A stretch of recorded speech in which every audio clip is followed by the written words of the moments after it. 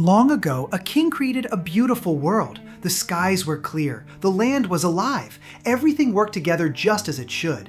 The king chose a man to care for it. You are not the owner, but you are trusted. The king said. To help him, the king gave the man a great machine called the Golden Heart. It was a tower of humming gears and crystal pipes that kept the world in balance. When the man turned the brass dials, the rain fell gently. When he polished the glass, the sun shone bright. The king taught the man how to use it. There is one thing you must never do. He pointed to a single lever made of cold, dark iron. This function is not for you. It changes the deepest parts of the world. The man listened. He agreed.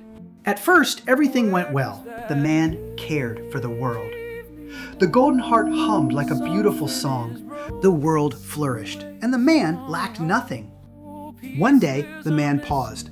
He looked at the world he managed every day. He looked at the machine he had learned to use so well. The man thought to himself, I take care of this world. I know better than the king. He looked at the silent iron lever. He reached for it, and it felt heavy with a cold warning. I can handle this. I don't need help. And he pulled it. The Golden Heart shattered. The humming song turned into a deafening crack. The skies darkened. The land cracked. The world began to fall apart. The man was afraid, but he believed he could fix it. He tried to glue the crystals back together. He tried to force the gears to turn. Nothing worked. Instead of saying, I was wrong, the man said, the machine failed.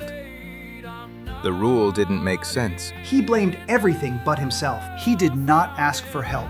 He did not want anyone to see his dusty, oil-stained hands. The world could no longer hold him. The broken land was dangerous now, full of thorns and shadows. The man could not stay. And so he was sent away, far from the world he was meant to care for. The machine lay silent and dark. The world waited.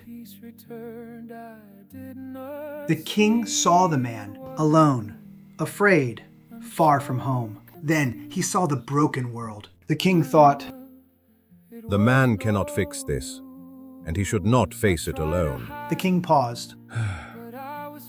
Even though he does not trust me anymore, he needs my help. And I will help him, even though it will cost me everything. The king was strong. He wore a crown of gold. He had great riches. He knew what it would take. He was not forced. He chose. First, the king removed his crown. He set it aside. Then he gave away his money. He set aside his fine clothes. He stepped out from the gates of his home and into the dust and thorns of the broken world. As he worked to restore it, his strength slowly faded. He worked so the man would not be lost. He picked up the heavy iron and the jagged glass. The world began to heal. The machine began to hum a new, deeper song. When the king returned, the world could live again. But the king was not the same. His hair was gray. His steps were slow. He leaned on a wooden cane. He had given his strength so the world could live and the man could come home. A place was made ready. The man saw the king. He saw the gray hair in the cane. He saw the scars on the hands that had rebuilt the world, hands that had bled to fix what the man had broken. The man lowered his eyes. He did not make excuses. He did not blame the machine. He knew he should have listened. The king did not speak of the cost. He simply reached out his scarred hand and welcomed the man home. The king looked at him and said, Come home. I have been waiting for you. The world was restored, and so was the relationship. The mistake was not small. The cost was not light. But the love came first.